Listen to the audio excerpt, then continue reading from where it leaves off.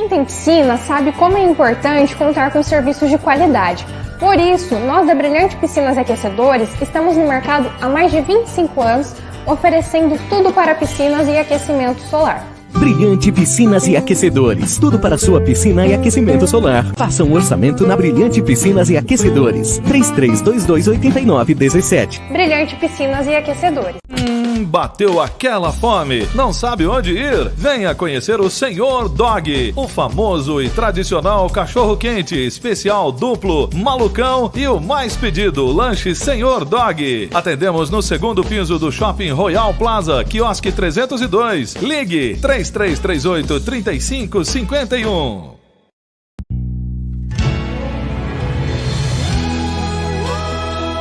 A partir de agora, chega até você Mensagem da Cruz, um programa da Comunidade Evangélica Deus Vivo, Rua Carlos Pavan, número 677, Jardim Portal dos Ramos, Londrina, Paraná.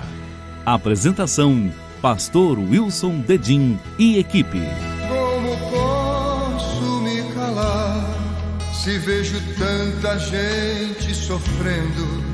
E somente o Evangelho tem poder para libertar. Sua Bíblia comigo, por favor, o Evangelho de Cristo, conforme o relato de Mateus, capítulo 2. Mateus, capítulo 2, versos de 1 a 12. E lido o texto, mantenha a sua Bíblia aberta, por favor, para considerar comigo esta passagem. Está escrito o seguinte, Mateus 2. Tendo Jesus nascido em Belém da Judéia, em dias do rei Herodes, eis que vieram os magos do Oriente a Jerusalém, e perguntavam: onde está o recém-nascido rei dos judeus? Porque vimos a sua estrela no Oriente e viemos para adorá-lo. Tendo ouvido isso, alarmou-se o rei Herodes e com ele toda a Jerusalém. Então, convocando todos os principais sacerdotes e escribas do povo, indagava deles onde o Cristo deveria nascer. Em Belém da Judéia, responderam eles, porque assim está escrito por intermédio do profeta: e tu, Belém, terra de Judá, não és de modo algum a menor entre as principais de Judá, porque de ti sairá o guia que há de apacentar o meu povo Israel. Com isto, Herodes, tendo chamado secretamente os magos, inquiriu deles com precisão quanto ao tempo em que a estrela aparecera, e enviando-os a Belém, disse-lhes: ide informar-vos cuidadosamente a respeito do menino, e quando tiverdes encontrado, avisai-me, para eu também ir adorá-lo. Depois de ouvirem o rei, partiram, e eis que a estrela que viram no Oriente os precedia, até que chegando parou sobre onde estava o menino. E vendo eles a estrela, alegraram-se com grande e intenso júbilo. Entrando na casa, viram o menino com Maria sua mãe, prostrando-se o adoraram, e abrindo seus tesouros, entregaram-lhe suas ofertas, ouro, incenso e mirra. Sendo por divina advertência prevenidos em sonho para não voltarem à presença de Herodes, regressaram por outro caminho à sua terra. Amém.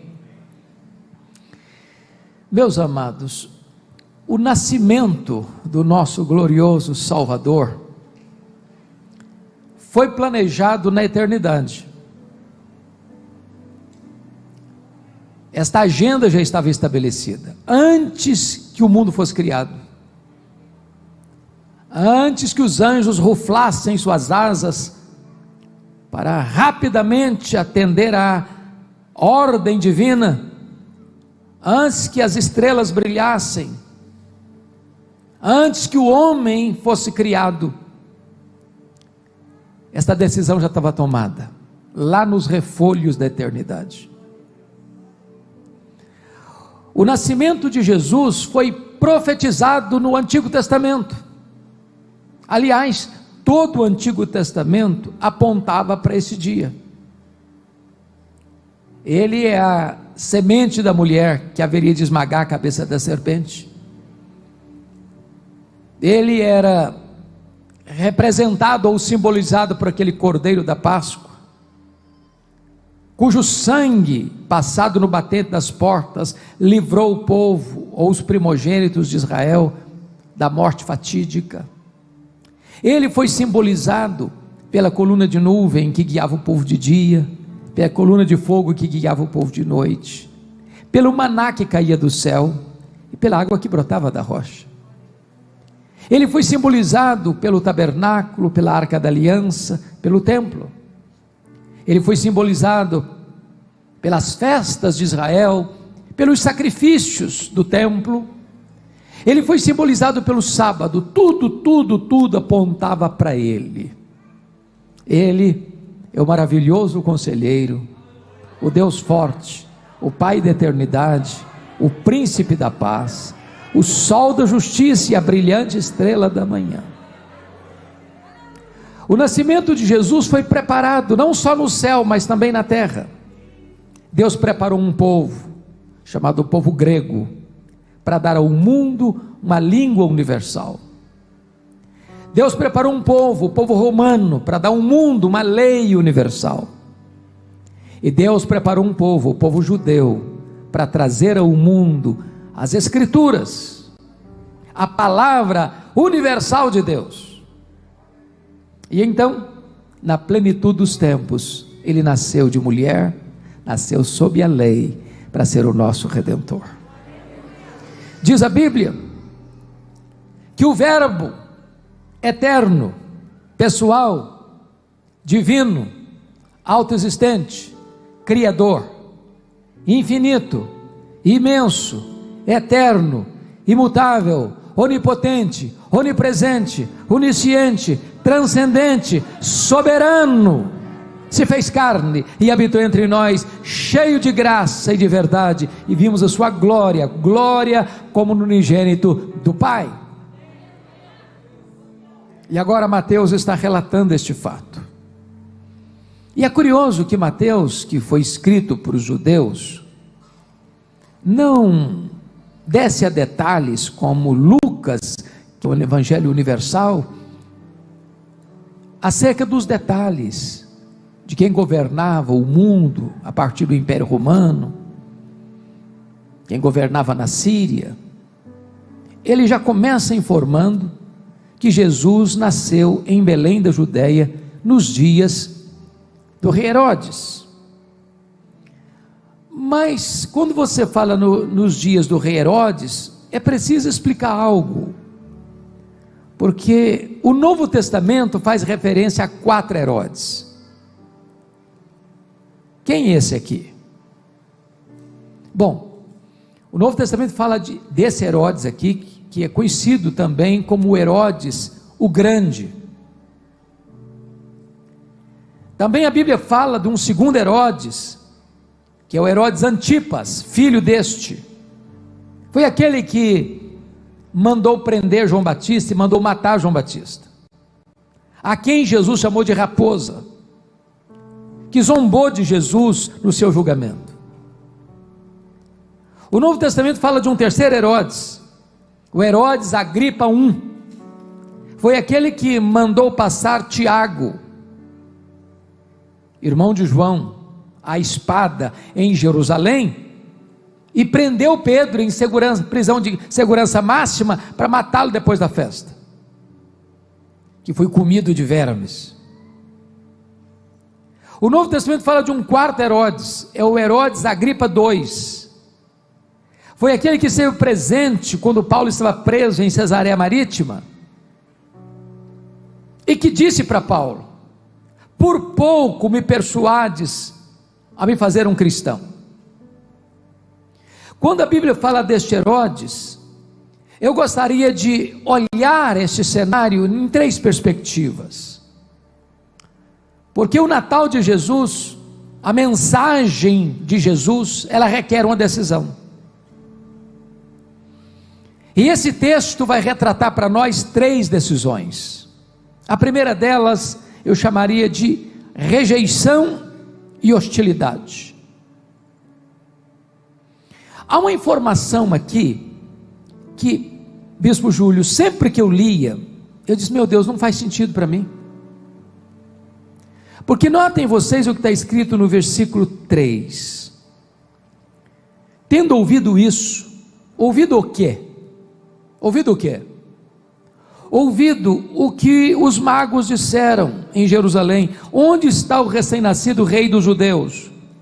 Porque vimos a sua estrela no Oriente e viemos para adorá-lo. Agora olha o verso 3. Ouvindo isto, alarmou-se o rei Herodes e com ele toda Jerusalém. Não faz sentido para nós isso aqui. Como é que um rei fica alarmado? Simplesmente com uma pergunta de alguns estrangeiros que acabam de chegar: onde está o recém-nascido rei dos judeus? Vimos a sua estrela no Oriente e viemos adorá-lo. Isso não é para alarmar ninguém? Por que esse rei está alarmado? Por que o texto nos diz que não Jerusalém, mas toda Jerusalém estava alarmada? Você não consegue entender o que está escrito aqui, a não ser que você entenda mais algumas coisas sobre esse Herodes. Quem era esse Herodes de fato? Então me permita apresentá-lo a vocês nesta noite. Este Herodes era filho de Antípatro, que tinha nascido em Ascalão, no sul de Israel,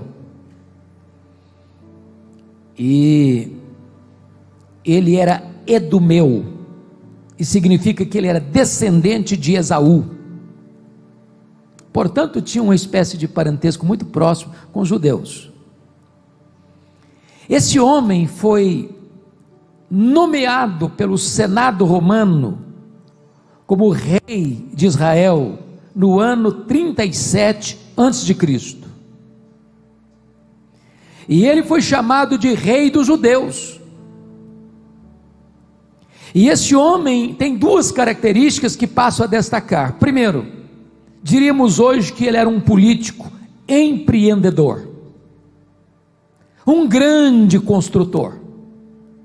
Para vocês terem uma ideia, para ganhar o favor dos judeus e impressionar os Césares de Roma, ele vai fazer grandes obras em Israel. Primeira obra que ele vai fazer: ele vai pegar o templo modesto, o segundo templo, erigido por Zorobabel, e vai embelezá-lo, e vai alargá-lo, e vai ampliá-lo, e vai enriquecê-lo, e vai transformar esse templo num dos palácios religiosos mais belos da história da humanidade. Na verdade, ele nem chegou a concluir essa obra, porque está escrito em João capítulo 2, que durou-se 46 anos para essa obra ser concluída. Tinha mais de 10.000 homens trabalhando continuamente nessa construção. Ele transforma o templo de Jerusalém num grande palácio, de uma beleza colossal. Mas foi esse rei que construiu também o grande porto de Cesareia, abrindo o comércio de Israel para o mundo e facilitando também as viagens missionárias a partir do porto de Cesareia marítima. Terceiro, foi este rei que construiu a grande fortaleza de Massada, às margens do Mar Morto, que acolhe 3.000 judeus que fugiram quando a cidade foi destruída no ano 70, pela invasão do general Tito. Foi este rei que construiu outras fortalezas em Israel, como Herodion e como a fortaleza de Antônio, onde Jesus foi julgado. Ele foi um homem de grandes obras, portentosas obras. Ele era um grande construtor. Porém, esse homem tinha outra marca. Esse homem tinha uma espécie de obsessão pelo poder. Então eu passo agora a relatar algumas coisas sobre a vida dele. Primeiro, Herodes o Grande casou-se nada menos do que 10 vezes. Herodes o Grande, logo que assume o governo, ele destrona e mata os antecessores do governo dele, que era a família Macabeia. Vocês se lembram da guerra dos Macabeus? Toda essa dinastia, logo que Herodes o Grande assume o governo, ele mata todos eles. Mas, como o sinédrio judaico era governado por 71 homens, logo que ele assume o governo, ele mata do sinédrio 45, para dizer: quem manda aqui sou eu, todo mundo tem que ter medo de mim. De uma única vez ele mandou matar 300 elementos da corte do seu governo. Para vocês terem uma ideia, das 10 mulheres que ele tinha, a sua preferida chamava-se Mariana, membro da nobreza. Logo que ele se casa com Mariana, sabendo que os parentes dela eram da aristocracia, ele manda matar todos os membros da família da sua mulher. A sua sogra, Alexandra, pediu para ele para nomear o cunhado dele, Aristóbulo, como sumo sacerdote, porque a religião estava prostituída nessa época, e o sumo sacerdote era um cargo muito mais político do que religioso, e ele nomeia o cunhado, Aristóbulo, com 17 anos, para assumir o posto de sumo sacerdote. Quando o menino demonstrou capacidade para a função, ele mandou matar o Aristóbulo. A sogra, assustada com ele, foge para o Egito, para ficar à sombra de Cleópatra, e ele manda os seus emissários atrás da sua sogra. Ela tenta fugir, simulando uma fuga através de um funeral, descobrem-na e matam-na no Egito. O imperador romano, César Augusto, sabendo das atrocidades de Herodes, convoca-o a Roma para lhe dar uma descompostura. Antes de partir, entretanto, para Roma, com medo de que Mariana pudesse rebelar-se contra ele, ele mata a sua mulher, a chamada preferida dele. Isso levou Herodes a tomar uma decisão para tentar aplacar a ira do imperador, e manda 2 de seus filhos, Aristóbulo e Alexandre, para Roma, para estudar em Roma. A irmã dele, Salomé, disse assim para ele: quando seus filhos voltarem de Roma, eles estarão capacitados para substituí-lo no poder. Ele não teve dúvidas, mandou estrangular os seus próprios 2 filhos. Isso levou o imperador César Augusto a dizer: é melhor ser um porco do que ser filho de Herodes. Quando ele estava para morrer, e ele morreu na instância hidromineral de Jericó, uma doença prolongada e muito sofrida, a ponto da sua região inferior ficar gangrenada. E ele pediu a sua irmã Salomé para que no dia da morte dele fosse morto pelo menos um membro da nobreza em Israel, para que houvesse choro no seu funeral. Agora você começa a entender por que o texto está dizendo isso aqui. Quando chega do Oriente uns magos, fazendo uma pergunta: onde está o rei dos judeus? Nós viemos para adorá-lo. Ele não suportava a ideia de que alguém pudesse ameaçar o seu governo, ameaçar o seu reino. Jerusalém conhecia muito bem a índole má desse rei, e toda a cidade fica alarmada, porque viu que poderia ser um outro banho de sangue. Agora preste atenção,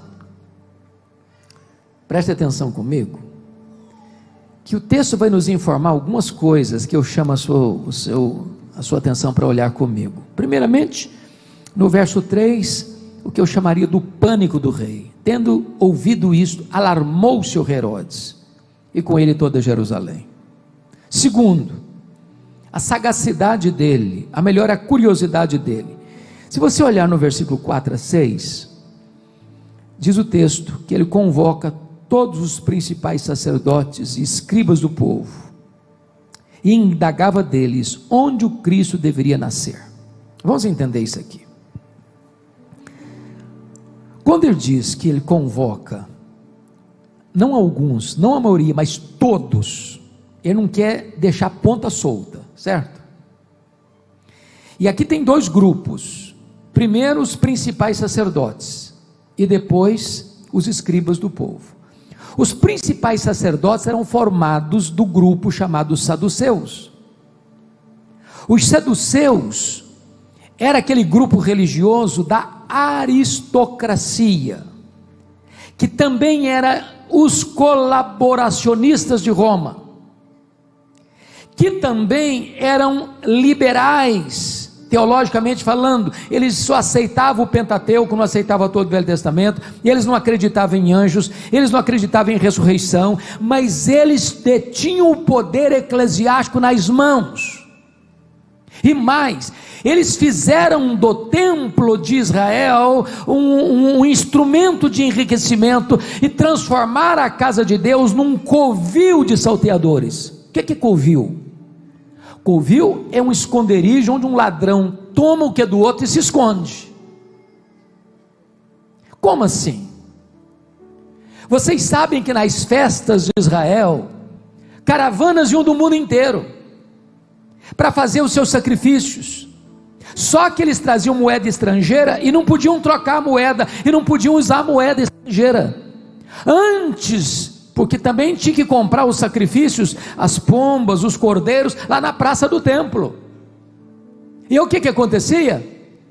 Eles tinham que fazer o câmbio com eles, com os saduceus, e com taxas pesadíssimas. E com isso eles transformaram a casa de Deus numa casa de comércio, numa casa de lucro, e transformaram a casa de Deus num covil de salteadores. Mas eles ocupavam o poder eclesiástico. Mas agora diz o texto que ele convoca também, olha aí comigo o versículo 4, os escribas do povo. Os escribas eram parte do grupo dos fariseus, que compunham o sinédrio. Os fariseus eram ortodoxos de doutrina, mas hipócritas, porque eles acreditavam na doutrina, mas não viviam o que acreditavam.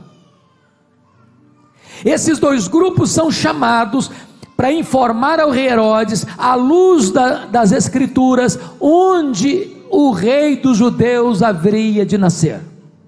Ele quer saber disso, curiosidade dele. Aí vem a sagacidade dele no versículo 7, olha aí comigo. Com isso Herodes, tendo chamado, preste atenção nos detalhes, irmãos, tendo chamado o quê? Secretamente os magos, nada público, nada debaixo de holofotes, sem fotografia, sem filmagem, secretamente. Inquiriu deles, de que maneira? Com precisão, quanto ao tempo em que a estrela aparecera. Porque a estrela apareceu lá no Oriente, talvez na Pérsia. Então ele está fazendo cálculo na cabeça dele. Na hora que a estrela apareceu, foi quando o menino nasceu. Então com isso ele tem base para calcular quantos meses ou quantos anos tinha o menino agora, porque ele quer, e o plano dele é eliminar o menino, como tinha eliminado tantos outros que tentaram ameaçar o governo dele. Mas aí vem em quarto lugar a sutileza dele no versículo 8a. Olha aí, e enviando-os a Belém, disse-lhes: ide informar-vos de que maneira? Cuidadosamente a respeito do menino. Preste atenção aqui. Todo governante, déspota, ele pensa que ele está no poder e está no controle. Ele acha que todo mundo está a serviço dele. Lembra lá do Belsazar, na noite em que ele morreu, oferecendo vantagens para quem? Não sabia nem que ele ia morrer, mas ele acha que está no controle. Preste atenção, os homens não estão no controle. Quem está no controle é Deus. Preste atenção em outra coisa, tem homens que não são subornados, tem homens que não se vendem. Mas aí vem a dissimulação dele, versículo 8b: e quando tiverdes encontrado, avisai-me para eu também ir adorá-lo. Hipócrita, mentiroso, falso, está nada interessado em adorar Jesus, ele está interessado em matar Jesus. Olha que coisa terrível, irmãos, é quando os lábios falam uma coisa e o coração planeja outra coisa. Mas tem outra coisa aqui, a crueldade dele. Versículo 13, lá no finalzinho diz: porque Herodes há de procurar o menino para adorar? Não, para o quê? Para matá-lo. Mas tem mais, a fúria dele no versículo 16: vendo-se iludido pelos magos, enfureceu-se Herodes grandemente. De que maneira que enfureceu mesmo? Grandemente. O cara furioso era um demônio em pele humana, mas quando o cara se enfurece grandemente, está todo mundo com medo. Se enfureceu grandemente e mandou matar quantos meninos? Todos os meninos de Belém e de todos os seus arredores de 2 anos para baixo, conforme o tempo do qual com precisão se informaram de quem? Dos magos. Quando apareceu para eles a estrela, ele está fazendo cálculo. Ele está pensando o seguinte: se eu matar todas as crianças de Belém, se eu matar todas as crianças ao redor de Belém, esse menino não escapa das minhas mãos. Os homens podem achar que podem tudo, mas eles não podem tudo. Não podem tudo. Mas louvado seja Deus, irmãos. Último lugar, a morte de Herodes. Olha o verso 19 e 20 comigo. Tendo Herodes morrido, fica só aqui. Eu quero dizer para você que os inimigos de Deus morrem. Que os inimigos de Jesus morrem. Mas o nosso Jesus está vivo e está no trono e reina e vai voltar.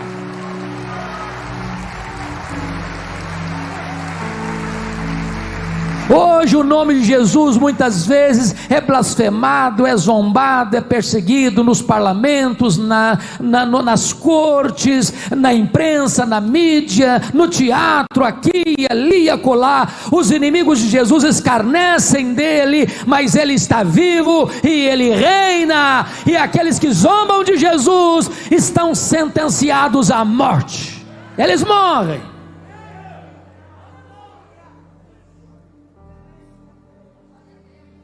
É muito triste quando as pessoas rejeitam a melhor notícia que o mundo já pôde ouvir. É que hoje vos nasceu um Salvador, que é Cristo, o Senhor. Agora, sabe por que, irmãos, que as pessoas ainda hoje odeiam a Jesus?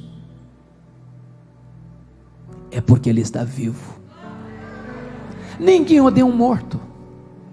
Eu pergunto a vocês, quem odeia hoje os faraós do Egito? Quem odeia?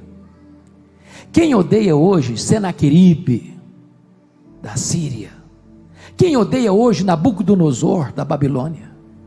Quem odeia hoje Ciro o Grande ou Dario I do Império Medo-Persa? Quem odeia hoje Alexandre o Grande? Quem odeia hoje os Césares de Roma? Sabe por que essas pessoas não são odiadas hoje? Porque elas estão mortas. Mas o nosso glorioso Senhor está vivo. Agora, sabe por que esta igreja todo ano prepara uma festa para celebrar o Natal? Você não comemora o nascimento de quem está morto, você comemora o nascimento de quem está vivo. Ele está vivo e Ele é a razão da nossa vida.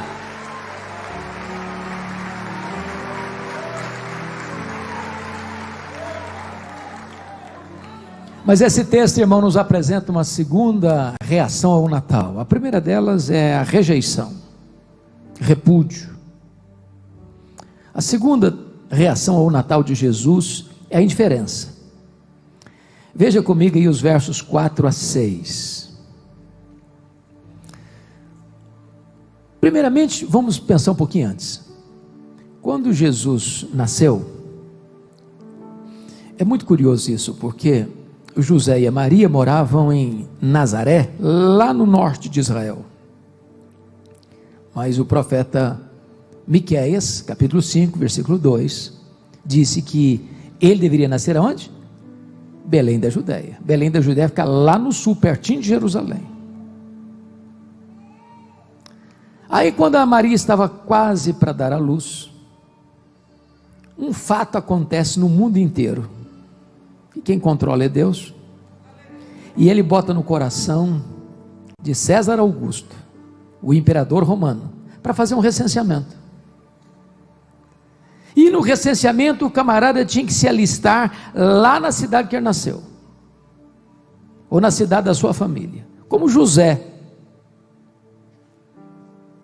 era da família de Davi, ele teve que se alistar lá. Mas ele não deixa Maria em Nazaré, talvez porque Maria, preste atenção nisso, estava sendo mal falada. Maria apareceu grávida, e ninguém podia explicar isso. O anjo apareceu para ela, não apareceu nem para José. O José quis se divorciar dela secretamente. Maria foi muito corajosa, quando ela disse: eis aqui a serva do Senhor, que se cumpre em mim segundo a tua palavra, Senhor. Ela estava disposta a enfrentar qualquer luta, qualquer problema. Então José leva Maria com ele. Sabe para quê? Porque a palavra de Deus não pode falhar nem sequer numa vírgula. A palavra de Deus é viva, ela é verdadeira, ela é poderosa. Pode passar o céu, pode passar a terra, mas a palavra de Deus não pode passar. Quando chega em Belém, diz a Bíblia que as hospedarias estão cheias. Nem olhando Maria, prestes a dar à luz, sensibilizou alguém de ceder o lugar. E de fato ele não podia nascer numa hospedaria, numa pensão, num hotel, porque fica bem ao Cordeiro de Deus nascer e ser colocado numa manjedoura, um coxo onde os animais comiam. Agora preste atenção, não havia lugar para Jesus em Belém. O pão da vida não encontrou espaço na casa do pão. Belém significa casa do pão. Não tinha lugar para o pão da vida nascer na casa do pão. Mas agora os principais sacerdotes e os escribas do povo, gente boa de Bíblia, gente que conhecia teologia,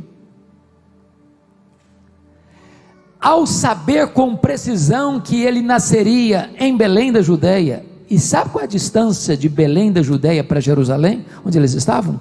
Os principais sacerdotes e os escribas? 10 quilômetros. Sabe quanto você gasta a pé para andar 10 quilômetros? 1h30, a pé.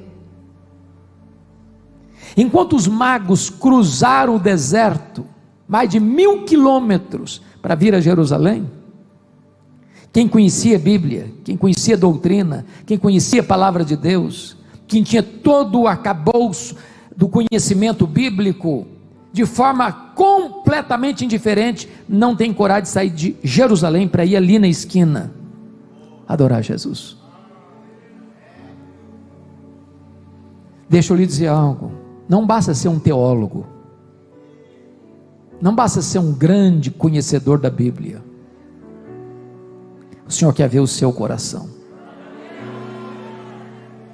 Indiferentes, completamente indiferentes. O que é pior, a indiferença não tardou para virar inveja, ciúme, disputa. E não tardou para que a indiferença, que virou inveja, que virou ciúme, transformasse-se em ódio. E não tardou-se para que esses escribas do povo e esses principais sacerdotes transformassem-se nos principais inimigos de Jesus, que tramaram contra ele, que contrataram testemunhas falsas contra ele, que o acusaram falsamente de blasfêmia contra Deus, de conspiração contra César, e levassem Jesus ao pretório romano e gritassem loucamente: crucifica-o, crucifica-o, crucifica-o. Às vezes aqueles que mais odeiam a Jesus são aqueles que mais conhecem acerca de Jesus.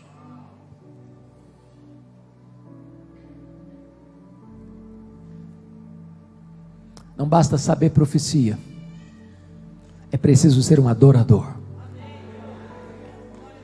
E você e eu viemos aqui hoje porque nós queremos adorar a Jesus. Mas me permita agora ver a terceira reação. E a última, que é a rendição e a adoração a Jesus. Então confira comigo o verso de número 1.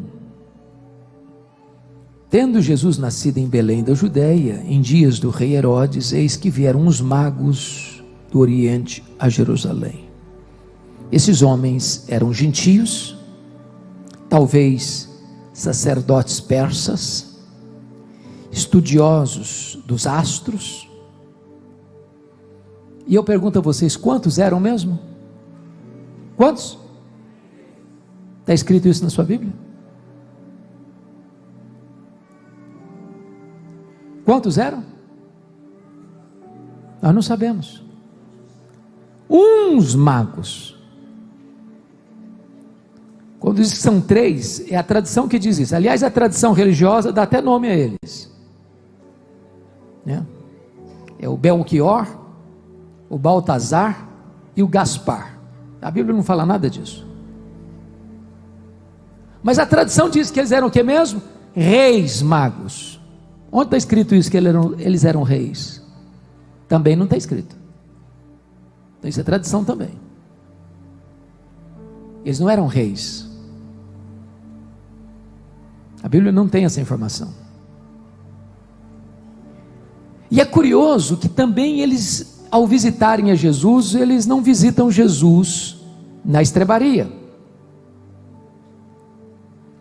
Porque na verdade, quando eles chegam a Jerusalém, já deve ter decorrido aproximadamente 2 anos. Quando eles vão visitar Jesus, Jesus está onde?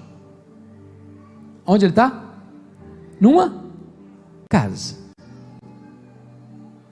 A Bíblia não nos informa quanto tempo durou a viagem deles, mas o certo é que eles vieram do Oriente, talvez da Pérsia, mais de 1000 quilômetros, talvez a pé, de camelo, enfrentando o calor sufocante do dia, os ventos gelados da noite, os perigos de uma viagem tão longa, que não era fácil.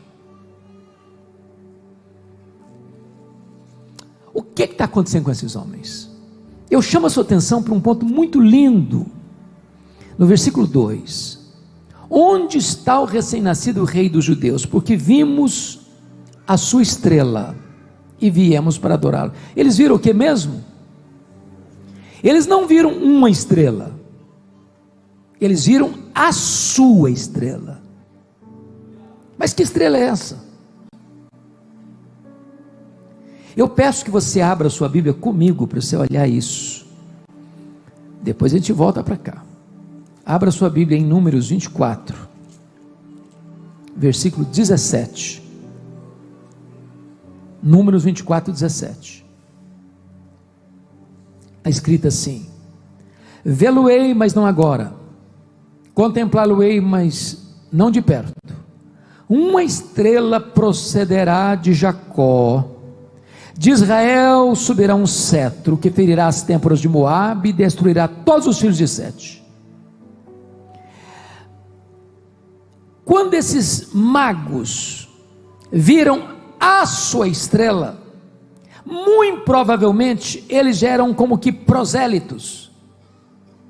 Vocês se lembram que Daniel já havia testemunhado juntamente com os seus amigos lá na Babilônia, Daniel depois na Pérsia, e essa profecia bíblica já era conhecida, uma estrela que haveria de proceder de Jacó,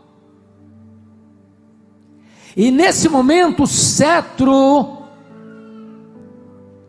de Israel subirá, um cetro do poder do governante, que é Jesus. Então quando esses magos viram a estrela dele, era a sua estrela, era a estrela profética, era a estrela que apontava para a chegada do Messias, eles compreenderam isso. Compreenderam isso. Eu já participei de muitas pecinhas de Natal, desde a minha infância, e quase todas que eu participei, lá na roça às vezes, a gente amarrava um barbante assim, e a estrelinha lá do Oriente vinha correndo, e aí a estrela chegava em Jerusalém. Não foi isso que aconteceu? A estrela não os guiou do Oriente a Jerusalém, não. Eles viram a sua estrela no Oriente, e por compreenderem que aquela estrela era a estrela profética anunciada em Números 24:17, eles saem do Oriente e vão para onde? Jerusalém. Por que Jerusalém? Porque Jerusalém era o local que eles sabiam ter a palavra de Deus. A revelação natural leva-os à revelação especial. A precisão exata onde o Messias devia nascer, onde o rei dos judeus devia nascer, eles precisavam buscar essa informação, não da estrela, mas da palavra de Deus. Você quer conhecer a Jesus? Abra a Bíblia. Você quer conhecer Jesus? Examine as Escrituras, porque foi Jesus quem disse: examinai as Escrituras, porque elas testificam de mim.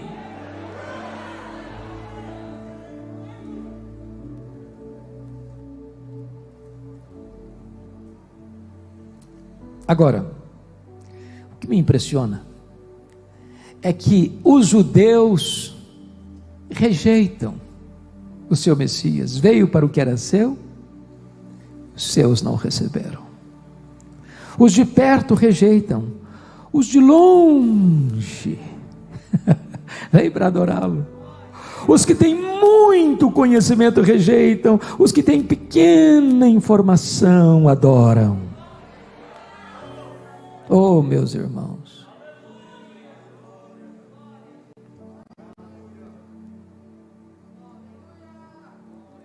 cuidado para você não transformar o conhecimento que você tem num instrumento de calcificar a sua alma, calejar o seu coração e perder o encanto da adoração a Jesus. Mas eu queria propor 3 coisas para encerrar. O que esses magos fizeram antes de encontrarem a Jesus? Primeiro, eles não mediram esforços para sair lá do Oriente, para atravessar desertos, perigos, os mais diferentes. Para você ter uma ideia como isso era complicado, vocês se lembram quando Esdras foi para Jerusalém? E ele tinha todo o aparato, ele tinha muitas companhias, muita gente, e ele ficou com vergonha de pedir para o rei ajuda, e ele propôs um jejum à margem do rio Ava, porque a viagem era muito perigosa, tinha muitos assaltantes, tinha muita gente perigosa pela estrada, era uma viagem muito arriscada, e eles não medem esforços, porque eles querem adorar ao rei dos judeus. Segundo, o que eles fizeram? Eles foram buscar informações precisas onde estava a palavra de Deus. Preste atenção nisso. Eles eram estudiosos dos astros, e eles puderam discernir a sua estrela Mas até ali, pronto, a revelação natural cumpriu o seu papel. Se eu quero conhecer Jesus, eu preciso abrir a Bíblia. Eu preciso escutar a voz das Escrituras. E mais do que nunca, irmãos, a igreja hoje precisa ser uma igreja de Bíblia aberta. Quando tantos seminários hoje, chamados protestantes evangélicos, não creem mais na Bíblia. Quando tantas denominações hoje já não subscrevem mais a ideia de que a Bíblia é a palavra de Deus, inspirada, inerrante, infalível. Nós precisamos reafirmar que a palavra de Deus é viva, é poderosa, é atual, é indestrutível. Terceiro lugar, versículo 9, lá voltando agora para Mateus capítulo 2, versículo 9: depois de ouvirem o rei, partiram.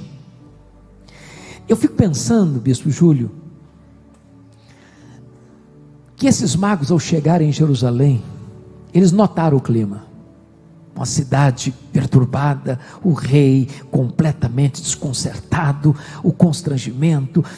Se esses homens fossem covardes, eles teriam pensado assim: vamos embora, ficar aqui é um risco para a nossa sobrevivência.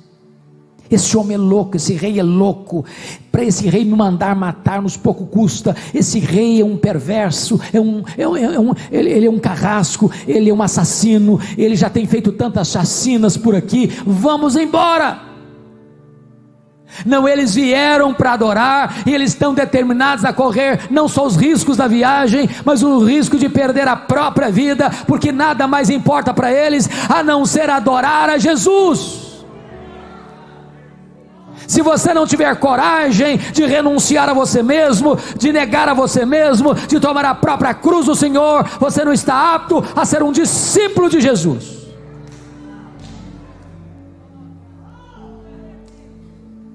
Segundo ponto que eu gostaria de destacar: o que eles fizeram, não apenas antes de encontrar Jesus, mas agora em segundo lugar, o que eles fizeram ao encontrarem a Jesus. Primeiro, veja o versículo 10 comigo, Mateus 2:10. E vendo eles a estrela, alegraram-se com grande e intenso júbilo. Porque veja vocês que eles viram a estrela no Oriente, não viram mais, e vieram para Jerusalém. E aí de Jerusalém a Belém a estrela foi guiando, 10 quilômetros, até que a estrela parou em cima da casa onde estava Maria e Jesus.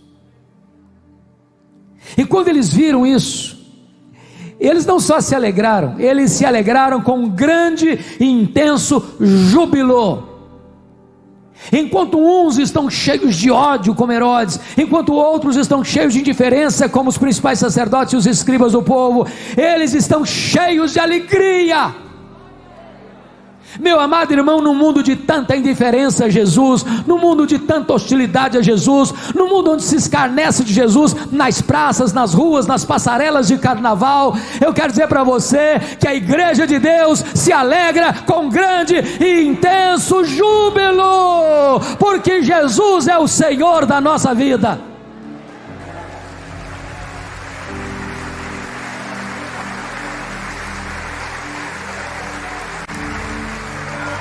Segundo lugar, olha o versículo 11, parte A comigo. Entrando na casa, viram o menino com Maria sua mãe, prostrando-se, o adoraram. Preste atenção que eles entraram na casa, cheios de júbilo, e eles viram Maria, e eles não adoraram Maria. Maria é uma grande mulher, um exemplo, aquela que encontrou graça diante de Deus, aquela que é bem-aventurada entre as mulheres. Mas Maria não deve ser adorada. Adorar Maria não é honrá-la, porque isso ia frontalmente contra as suas convicções e a sua fé. Eles entram, eles se prostram e eles adoram o menino, adoram a Jesus. Aquele menino era o Rei da Glória, aquele menino era o Criador do universo, aquele menino era o cabeça da igreja, o Senhor da igreja, o fundamento da igreja, o edificador da igreja, o protetor da igreja. Aquele menino era o Rei dos reis, o Senhor dos senhores, o grande Deus, o nosso glorioso Redentor. Mas em terceiro lugar, vejam comigo o verso de número 11, parte B, que abrindo seus tesouros entregaram-lhe suas ofertas, ouro, incenso e mirra. Por que entregar essas ofertas? Trazendo de tão longe, talvez tomando o máximo de cuidado para não serem assaltados ao longo da longa jornada, porque ouro é o presente para o rei, incenso é o presente para Deus, o incenso sobe para Deus, e mirra era o unguento usado para embalsamar os mortos. Aqueles magos entenderam que aquele menino era o rei, não só dos judeus, mas o Rei dos reis, o Rei das nações, o Rei dos povos. Mas eles entenderam que aquele menino era o próprio Deus. Mas eles entenderam que aquele menino estava destinado à cruz, que haveria de morrer pelos nossos pecados, para nos dar a vida eterna. Tanta compreensão pelos gentios de longe, enquanto os que estavam do lado, uns odiaram, outros ficaram indiferentes. Para fechar, o que eles fizeram depois que encontraram a Jesus? Primeiro, eles viveram dentro da orientação de Deus, versículo 12, sendo por divina advertência prevenidos em sonho para não voltarem à presença de Herodes. Até então eram guiados pela revelação natural, mas agora, depois que encontram Jesus, eles são guiados pela revelação especial. Mas em segundo lugar, está escrito no versículo 12, que eles regressaram por outro caminho à sua terra. Quero dizer uma coisa a você: toda pessoa que tem um encontro com Jesus nunca mais regressa pelo mesmo caminho. Ele tem uma mudança de rumo, ele tem uma mudança de mente, ele tem uma mudança de coração, ele tem uma mudança de vida, ele tem uma mudança de família, ele tem uma mudança de pátria, ele tem uma mudança de herança. Tudo se faz novo na sua história.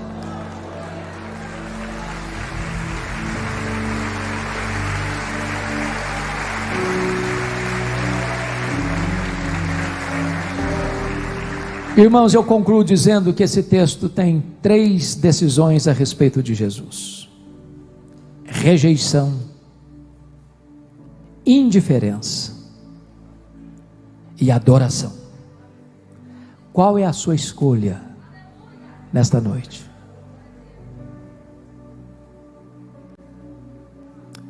Esta decisão é pessoal e intransferível. Seu pai, sua mãe não podem fazer essa decisão por você. Sua mulher, seu marido não podem fazer essa decisão por você. Essa decisão é sua, só sua. A Bíblia diz que quem tem o Filho tem a vida. Tem a vida.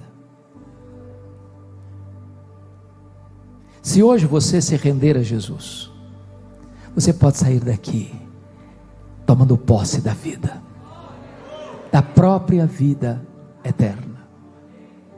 Me permita ilustrar para concluir. Havia um homem muito rico na Europa,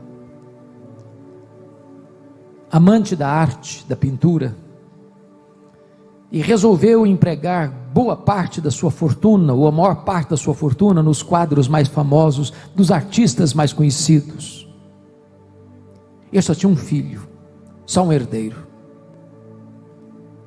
E um dia o seu filho, fazendo uma viagem com um amigo, sofreu um terrível acidente e foi a óbito, longe de casa. O amigo, perplexo com o acidente, e saiu ileso do acidente, numa tentativa de consolar o pai enlutado, não sendo um pintor reconhecido, mas tendo uma pequena noção, pintou o rosto do filho em mal traçadas linhas, botou e emoldurou um quadro, esse retrato bem bonito, essa pintura bem bonita, como as outras molduras dos quadros famosos daquele homem rico, e mandou de presente para o pai. E o pai dependurou o quadro do filho entre os quadros mais famosos da sua galeria de arte. Antes de morrer, esse homem rico fez o seu testamento e deu ordens ao seu gerente, ao seu administrador geral, para fazer um grande leilão. E o dinheiro arrecadado na venda dos quadros mais famosos deveria ser destinado a uma entidade de caridade. Para surpresa de todos, a sala repleta dos amantes da arte, todos querendo comprar aqueles quadros famosos. Quem liderava o leilão, abre o leilão com o quadro do filho.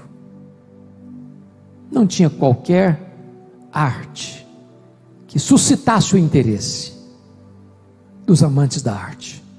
Ninguém se interessou. Eles estavam querendo os quadros famosos. Até que alguém levantou a mão e fez um lance, o único que fez, e arrematou o quadro do filho. E quando ele arrematou o quadro do filho, quem dirigiu o leilão disse: está encerrado o leilão de hoje. Todos protestaram: como? Nós fomos chamados para comprar os quadros, queremos comprá-los. E quem administrava disse o seguinte: faz parte do testamento, quem tiver o quadro do filho é dono de tudo. Quem tem o filho tem tudo. Se hoje você se render a Jesus, você tem tudo. Você tem o perdão, você tem a salvação, você tem a vida eterna, você é filho de Deus, você é membro da família de Deus. Que nesta noite o seu coração seja a manjedoura onde Jesus vai nascer, e você então terá tudo. Você terá tudo. Você será herdeiro de Deus e co-herdeiro com Cristo. Que Deus abençoe a sua vida. Amém. Quem tem piscina sabe como é importante contar com serviços de qualidade. Por isso, nós da Brilhante Piscinas e Aquecedores estamos no mercado há mais de 25 anos, oferecendo tudo para piscinas e aquecimento solar. Brilhante Piscinas e Aquecedores. Tudo para sua piscina e aquecimento solar. Faça um orçamento na Brilhante Piscinas e Aquecedores. 33228917. Brilhante Piscinas e Aquecedores. Bateu aquela fome? Não sabe onde ir? Venha conhecer o Senhor Dog, o famoso e tradicional cachorro-quente, especial duplo, malucão e o mais pedido, lanche Senhor Dog. Atendemos no segundo piso do Shopping Royal Plaza, quiosque 302. Ligue 3338-3551.